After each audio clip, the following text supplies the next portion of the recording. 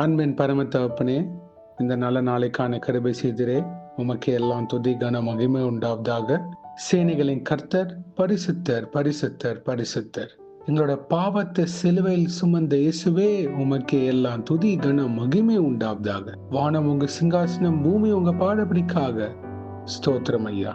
அப்பா, நாங்க இந்த வசனத்தை வைத்து ஜெபிக்கிறப்போ எங்களை ஒவ்வொருத்தரையும் ஆளுகை செய்யுமாறு தாழ்த்தி கேட்கிறோம். Romans 8th chapter 28th verse.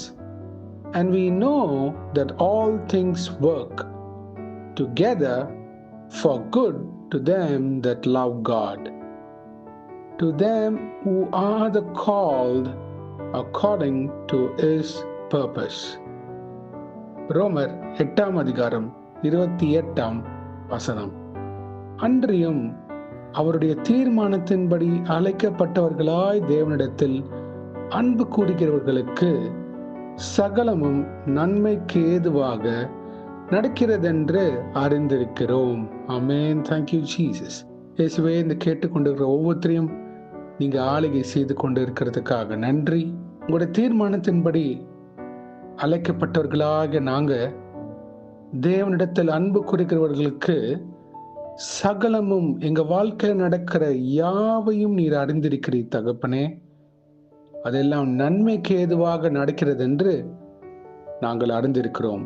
இந்த உலக ஓட்டத்துல நாங்க நிக்கிறப்போ இயேசுவே, உண்மை சார்ந்து இருக்கிற வாழ்க்கையில இருக்கிற ஒவ்வொரு பிள்ளைகளுக்கும் அநேக நேரத்துல தீமையான காரியங்களும் நடக்கும், நன்மையான காரியங்களும் நடக்கும் இயேசுவே. எதுவாக இருந்தாலும் கர்த்தர் நல்லவர்.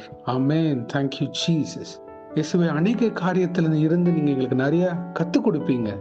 யோசேப்பு சிறைச்சாலையில இருந்தப்போ தகப்பனே, அவர் பொறுமையோட இருந்தார். ஆனா ஏசப்பா, நீங்க அவங்களோட இருந்தீங்க.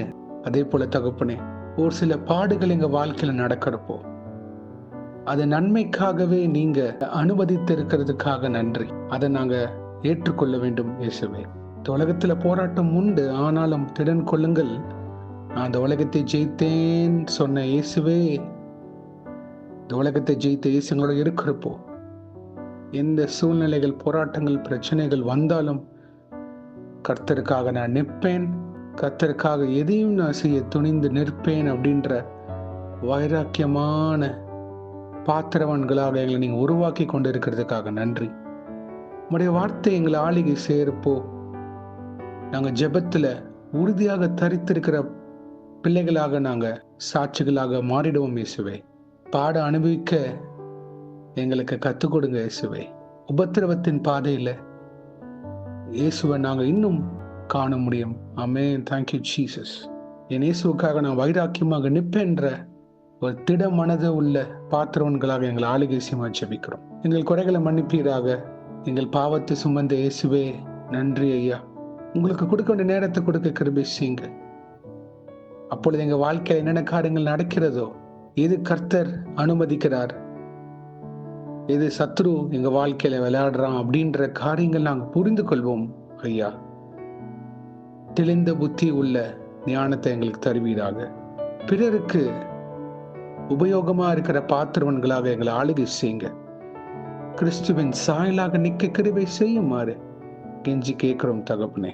உம்மை சேவிக்கிற பாத்திரவன்களாக அழைக்கப்பட்டவர்கள் அப்பா, நாங்க பார்க்கிற ஒவ்வொருத்தரிடம் இயேசு கிறிஸ்துவின் அன்பை வெளிப்படுத்துகிற பாத்திரவன்களாக எங்களை நிக்க கிருபை செய்யுங்க.